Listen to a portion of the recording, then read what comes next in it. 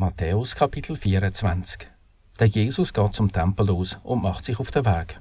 Und die Jünger kommen zu ihm und zeigen auf Tempelgebäude. Aber er sagt zu ihnen: Schaut's nur an, glaubt mir, da bleibt kein Stein auf dem anderen, alles wird abgebrochen. Als er am Ölberg absitzt, kommen die Jünger zu ihm, allein, und sagen: Sag uns, wann passiert das und an was merkt man, dass du kommst und dass die Welt zu Ende geht? Der Jesus gibt ihnen zur Antwort: Passet auf, dass ihr euch nicht liegen lasst, weil viele kommen, behaupten mit meiner Vollmacht und sagen, ich bin der künftige König, und viel reinlegen. Ihr hört auch von Krieg und Kriegsgerüchten, aber lasst dich nicht verschrecken, das muss so passieren. Das Ende ist es noch nicht.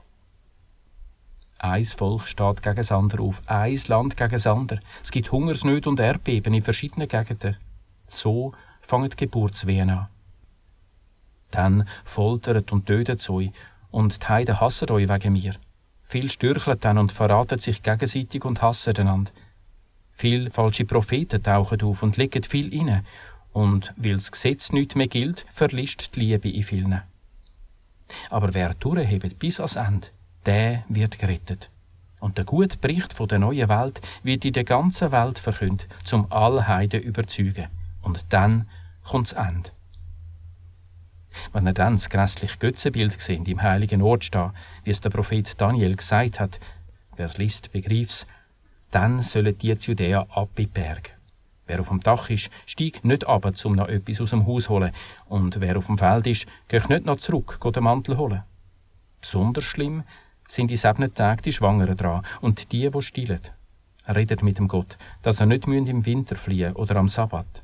Weil dann ein riesen Elend aufkommt, wie noch nie seit dem Anfang der Welt bis jetzt und auch nie mehr kommt. Und wenn der Gott die Zeit nicht verkürzen würde, so käme kein Mensch davon. Aber dann zu lieb, wo er ausgewählt hat, kürzt er die Zeit ab. Wenn euch dann einer sagt, schau, da ist der künftige König, oder dort ist er, traut ihm nicht. Es tauchen nämlich falsche künftige Könige und falsche Propheten auf und vollbringen grosse Zeichen und Wunder, zum womöglich sogar die täuschen, die der Gott ausgewählt hat. Denkt dran, ich habe es euch vorausgesagt. Wenn sie euch dann sagen, schau, in der Wüste ist er, geht nicht hin. Schau, da ist er versteckt, traut ihm nicht. Nein, wie ein Blitz über den ganzen Himmel zuckt, vom Osten bis in den Westen, so kommt der Menschensohn. Wo's Aas hat, da sammelt sich Geier.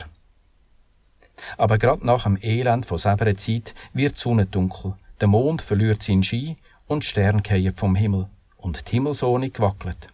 Dann erscheint das Zeichen vom Menschensohn am Himmel. Dann webern alle Völker von der Erde und sehen den Menschensohn kommen auf den Wolken am Himmel, mit aller Macht und Pracht.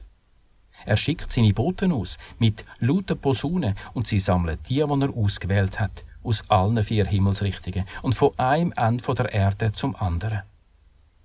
Wie ist es beim Feigenbaum? Wenn seine Zweige austreiben und die Blätter vorkommen, so merkt er, dass der Sommer kommt. Wenn ihr drum all das seht, so merkt ihr, dass das Ende vor der Tür steht. Glaubt mir, die Generation erlebt das alles noch. Der Himmel und die Erde gehen unter, aber das, was ich sage, geht nicht unter. Über die 7 Tage und Stunden weiss niemand nichts. Auch nicht die Boten im Himmel, auch nicht der Sohn, nur der Vater. So wie zu Noahs Zeiten nämlich ist es, wenn der Menschensohn kommt. Vor der Überschwemmung haben sie gegessen und getrunken und geheiratet bis zu dem Tag, wo der Noah in die Arche gegangen ist. Und sie haben nichts gemerkt, bis die Überschwemmung da war und all weggetragen hat. So kommt auch der Menschensohn. Wenn 2 auf dem Feld sind, so nehme ich den einen mit und der andere lasse ich dort. Wenn 2 malen in der Mühle, so nehme ich die eine mit und die andere lasse ich dort. Drum passet auf, weil ihr nicht wisst, an welchem Tag euer Meister kommt. Es ist ja klar, wüsste der Hausbesitzer, wenn der Dieb kommt, so würde er wach bleiben und ließ ihn nicht in sein Haus einbrechen. Drum müsst auch ihr parat sein, weil der Menschensohn dann kommt, wenn er es nicht vermutet.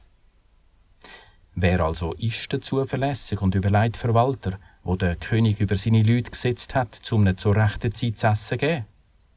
Der Verwalter kann sich freuen, wenn ihn sein König beim Zurückkommen am Schaffen antrifft.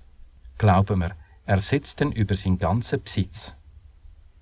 Wenn aber ein schlechter Verwalter zu sich sagt, der König kommt noch lang nicht, und anfängt die anderen schlagen, mit dem besoffenen Fressen und Saufen, kommt dem Verwalter sein König an einem Tag zurück, wo er nicht erwartet, und zu einer Stunde, wo er nicht denkt.